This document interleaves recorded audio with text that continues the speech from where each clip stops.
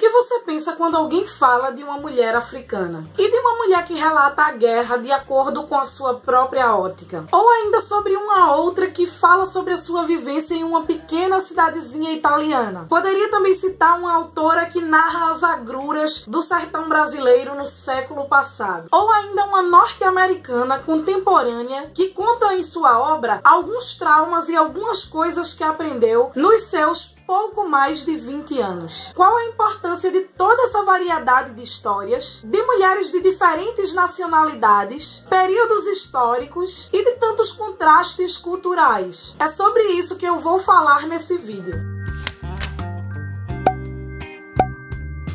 Uma barreira que se enfrenta na história e na literatura como um todo torna-se algo ainda mais facilmente observável quando se trata de nós, mulheres. Você já se perguntou que histórias escritas por mulheres chegam mais facilmente até nós, sejam elas ficcionais ou não ficcionais, ou até mesmo poesia? Entendendo que mesmo na ficção e na poesia tem muito da vivência ali de quem escreve, uma pesquisa de 2005 feita por Regina Dal Castanher mostrou que entre 1999 e 2004, dos livros publicados pelas editoras Companhia das Letras, Record e Rocco, apenas 27,3% foram de autoras mulheres. É um abismo imenso em relação à porcentagem de homens publicados. E se eu exemplificar só um pouco sobre o panorama para lugares de destaque na literatura, como por exemplo premiações, a gente tem que de 113 vencedores do Prêmio Nobel, apenas 14 foram mulheres. E um dia desse, nas redes sociais, houve um burburinho sobre o Prêmio Bravo, que não contava com mulheres entre os finalistas, nem no júri, e, por consequência, também não havia entre os premiados. E tem vários textos circulando aí sobre isso, problematizando essa questão. Por que será que nenhuma mulher em 2016 no Brasil lançou um livro tão bom que merecesse ganhar o prêmio? Será mesmo? Daí a gente se pergunta, essa realidade é só porque o livro do homem foi melhor?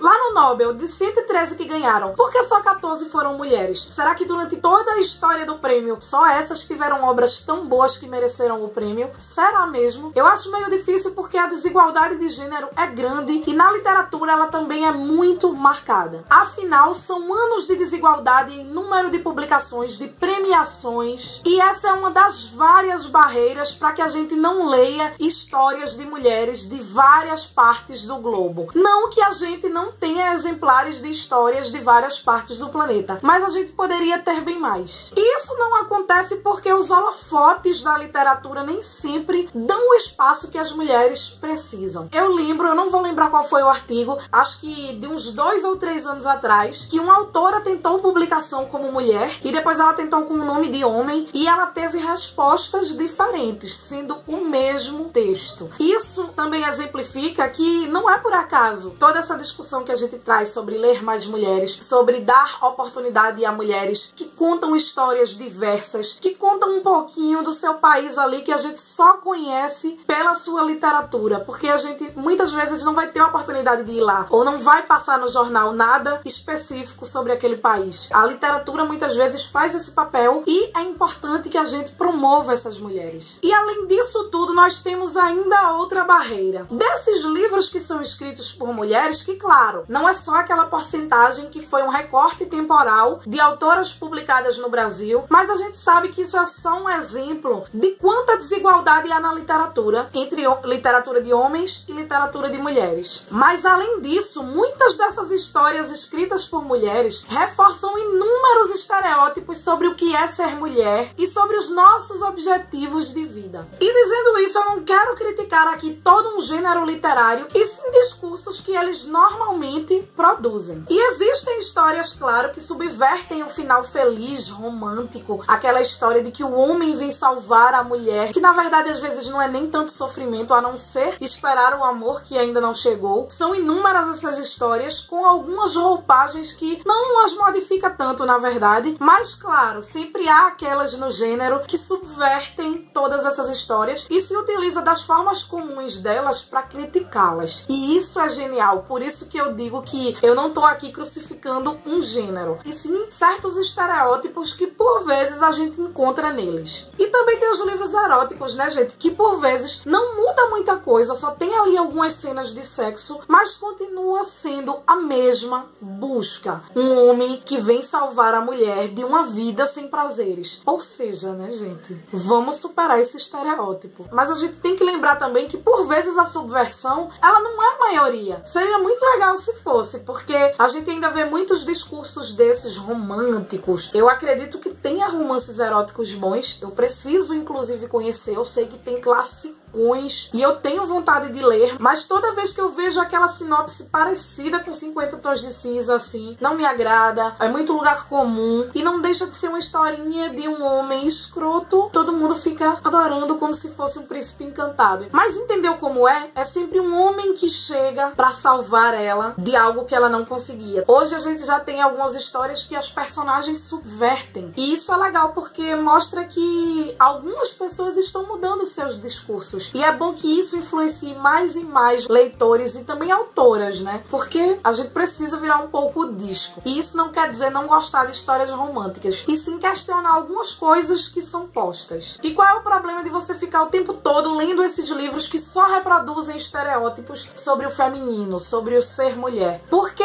você acaba por não explorar livros que fazem exatamente o contrário, que questionam, que te estimulam a ler histórias, ainda que doloridas, mais reais. O que me despertou para fazer essa discussão aqui no canal foi um discurso da Chimamanda chamado O Perigo da História Única, que tem no YouTube legendado, eu vou deixar aqui nos cards, no qual ela brilhantemente diz que quem conta uma história é quem detém o poder. E se formos procurar exemplos, veremos que é exatamente dessa forma. Ela diz nesse vídeo que uma vez alguém lhe disse que os textos dela não eram autenticamente africanos, justamente porque fugia muito do estereótipo do que se pensa ser a vida comum de um africano. Alguém sempre miserável, sofrido, doente e de preferência esperando um salvador branco. Enquanto na verdade é um continente grande, com países com diferentes referências culturais, tanto advindas da sua colonização como da sua própria formação enquanto povo, porque a gente sabe que por mais que um país seja colonizado e por mais que se tente apagar a cultura de um país que se coloniza, ela continua por vezes a existir, embora seja muito triste como algumas coisas são silenciadas, como algumas coisas são invisibilizadas. Voltando especificamente para a questão da mulher, para a gente fazer essa ligação do discurso da Chimamanda com o que eu estou falando aqui nesse vídeo, eu convido você que agora me assiste a fazer um breve exercício mental. Pense nas autoras que você já leu. Depois, tente lembrar de onde elas vieram. Vieram de países que detêm o poder ou de países colonizados? Esses livros de autoras mulheres que você leu te fez conhecer uma outra realidade ou até mesmo ver a sua realidade sob uma outra ótica, ou apenas reforçou estereótipos? Eu também pensei aqui nas minhas e vou falar um pouco para vocês sobre algumas delas. No livro Eu Matei Sherazade, a libanesa Jomana Haddad, já no título se mostra bem diferente da Sherazade da lenda. Nessa lenda nós temos que o rei da Pérsia foi traído por sua esposa e quando ele descobriu ele ficou furioso, mandou matar a sua esposa e seu amante, e a partir daí ele prometeu que todo dia ele ia se casar com uma mulher e ao raiar do dia ele ia matá-la. Então Sherazade teve uma ideia e resolveu acabar com isso. Ela casou com o rei da Pérsia e ela contou uma história pro rei e ele ficou muito curioso para saber do resto. Só que ela espertamente não terminou a história, foi enrolando ele ali até que raiou o dia e ele não tinha matado ela. E ela sempre ia levando ele com essa história. Ela não foi morta porque ela tinha todas essas histórias para contar. Jomana, em seu título, mostra que não precisa sobreviver a um homem, não nos moldes que a Sherazade precisa lutar para sobreviver. E nesse livro de não ficção maravilhoso, uma mulher árabe que tem inúmeras coisas que você não pensaria de uma mulher árabe, porque nós estamos, infelizmente, muitas vezes acostumados com essa história única, que acha que toda mulher árabe é muçulmana, que acha que toda mulher tem que sair com véu, que é recatada,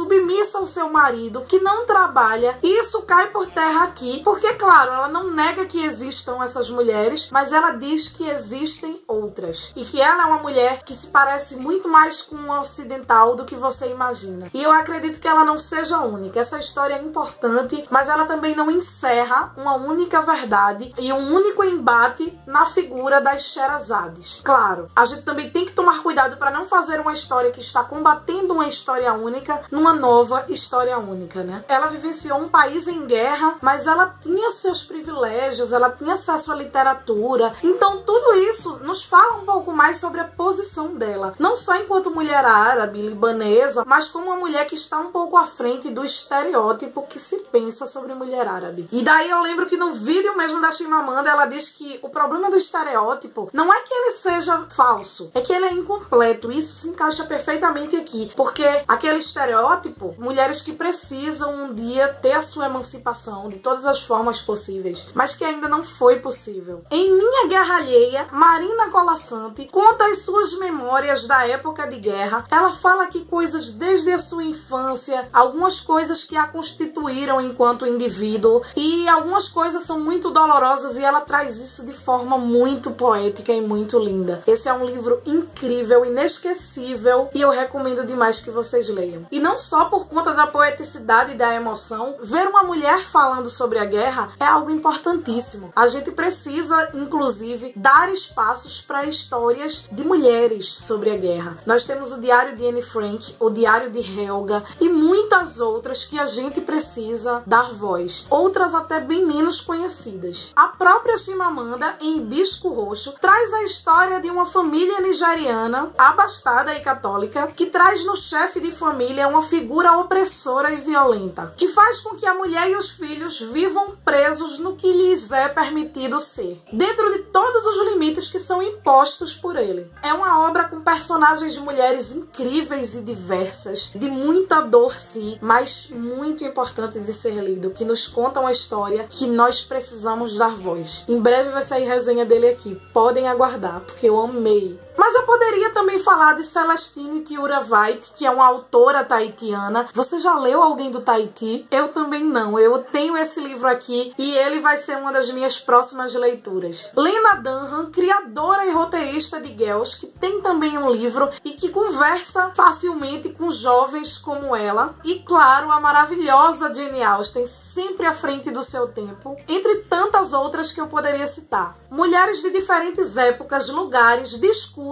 mas com algo muito importante em comum: a necessidade de mostrar as suas histórias para o mundo. E essa é uma luta constante. E nós que somos leitores fazemos parte dela. Eu espero que vocês tenham gostado do vídeo. Me contem aqui quais autoras você mais indica, o que é que você achou desse vídeo. Esse foi mais um vídeo para o projeto Mulheres para Ler. E é um projeto que ele não se acaba agora em março. É um projeto de vida. Não deixe de curtir, de se inscrever no canal e de ver mais alguns vídeos desse projeto que rolou aqui no mês de março. Tchau, um beijo enorme e até o próximo vídeo.